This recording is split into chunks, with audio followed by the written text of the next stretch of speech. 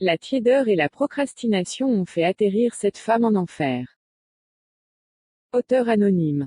C'était la nuit où je priais pour demander au Père comment j'allais pendant ma marche parce que je demandais toujours au Père comment j'allais pendant ma marche avec lui. Y a-t-il quelque chose sur lequel je dois travailler, quelque chose que je peux améliorer?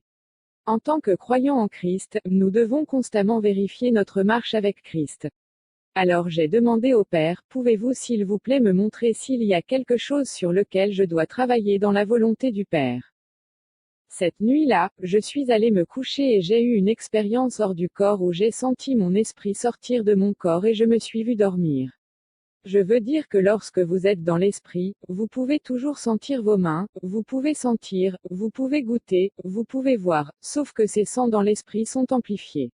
Vous voyez aussi d'autres êtres spirituels comme quand j'étais dans l'esprit, j'ai vu des anges et j'ai vu un démon.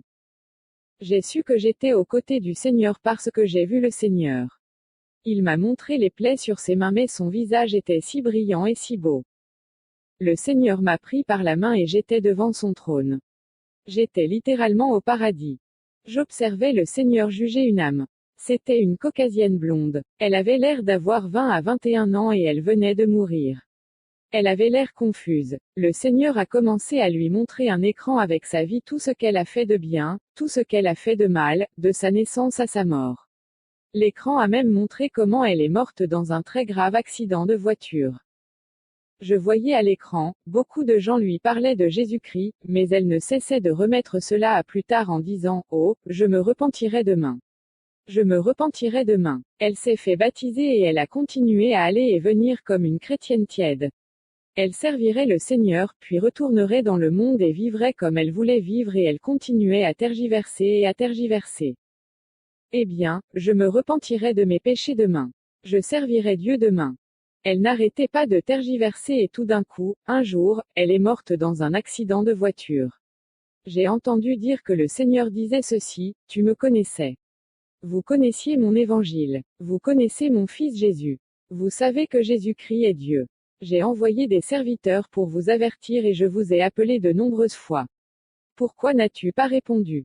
La fille se tenait là avec un visage vide. Elle n'arrêtait pas de dire au Seigneur, je suis désolée, je suis désolée. Mais laissez-moi vous dire quelque chose. Je suis désolée, ne suffisait pas. J'ai regardé la fille et mon cœur se brisait pour elle car je savais quel allait être son destin. Le Seigneur lui dit encore, pourquoi n'as-tu pas répondu à mon appel? Quand j'ai frappé à ton cœur, pourquoi n'as-tu pas répondu? Pourquoi n'es-tu pas venu à moi quand je t'ai appelé plusieurs fois? Je vous ai envoyé serviteur après serviteur et pourtant vous avez refusé d'écouter. Vous avez choisi de vivre comme vous voulez vivre. Puis je me souviens de ces paroles qu'il lui a dites, tu dois comprendre que je ne peux pas être en présence du péché. Le péché est une abomination à mes yeux et je ne peux pas laisser le péché au ciel. Il lui dit, le péché est impur et le ciel est saint. Dieu est parfait. Je suis parfait. Je suis saint. Mes anges sont saints. Le ciel est saint. Mes saints justes sont saints et ils ne peuvent pas être en présence du péché. Puis il lui a donné la parabole du vieux vin et du nouveau vin, comment le vieux vin et le nouveau vin ne peuvent pas se mélanger, le vieux vin représentant le péché, le nouveau vin représentant la justice et la même chose avec le tissu, le vieux tissu ne peut pas se mélanger avec un nouveau tissu. Le vieux tissu représente le vieil homme qui est le péché. Le tissu neuf représente la justice. Le tissu me rappelle le tissu que Jésus a été enterré dans la tombe. Le tissu noir peut représenter le jugement si vous lisez les Écritures, le tissu blanc représente la droiture et la sainteté. Le tissu noir est juste et saint mais il représente le jugement. Le Seigneur expliquait que vous ne pouvez pas mélanger du vieux vin et du vin nouveau et du vieux tissu avec du nouveau tissu. De plus, un bon arbre ne peut pas produire de mauvais fruits et un mauvais arbre ne peut pas produire de bons fruits. Un arbre corrompu ne peut pas produire de nourriture bonne et juste. Dieu lui dit, tu sais que tu as eu beaucoup d'opportunités mais je ne peux pas être en présence du péché et tu es du péché. Puis il lui dit, passe derrière moi Satan. Je ne te connais pas. La porte de gauche s'est ouverte et j'ai littéralement vu Michel l'archange jeter cette fille en enfer. J'ai vu une âme se faire juger.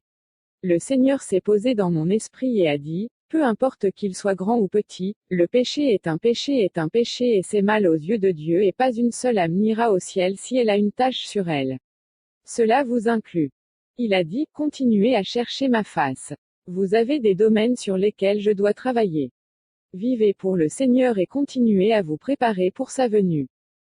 J'ai vu cette fille se faire juger et jeter en enfer et tu n'as aucune idée à quel point c'est effrayant. Cela a littéralement augmenté ma peur de Dieu. Je l'ai vue se faire jeter en enfer et je me suis réveillée avec le deuil dans mon esprit. Cette fille vient de mourir d'un accident de voiture et elle se tient devant le Seigneur des Seigneurs et le Roi des Rois. Nous ne savons pas quand notre temps sera écoulé. Donc, si vous professez être chrétien, vous ne pouvez pas tergiverser en servant Dieu. Vous ne pouvez pas tergiverser en vous repentant de vos péchés. Faites-le maintenant. N'attendez pas la dernière seconde. Vérifiez toujours constamment votre marche avec le Seigneur parce que cette fille ne savait pas qu'elle allait sortir et mourir dans un accident de voiture. Elle ne le savait pas, mais elle n'arrêtait pas de remettre à plus tard le fait de servir Dieu. Elle n'arrêtait pas de le remettre à plus tard. Elle a été appelée au ministère pour être une sentinelle et elle a continué à remettre cela à plus tard.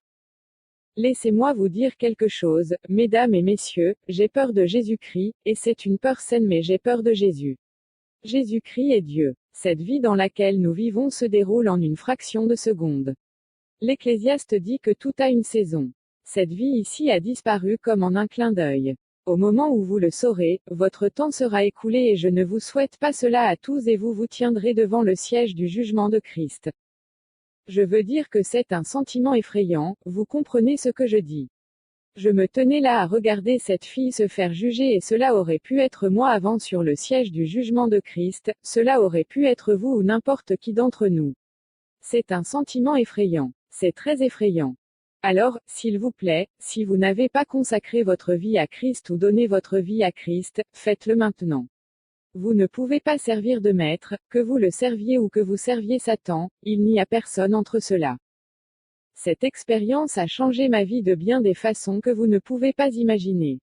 J'espère que cela vous édifie et, comme toujours, testez les esprits, demandez conseil à Jésus-Christ sur ce que je vous ai dit. Il nous dit à tous de vérifier notre marche avec lui et de nous assurer que nous faisons ce qu'il veut que nous fassions, que nous vivions pour lui, de sorte qu'à son retour, nous n'ayons aucune tâche sur nous.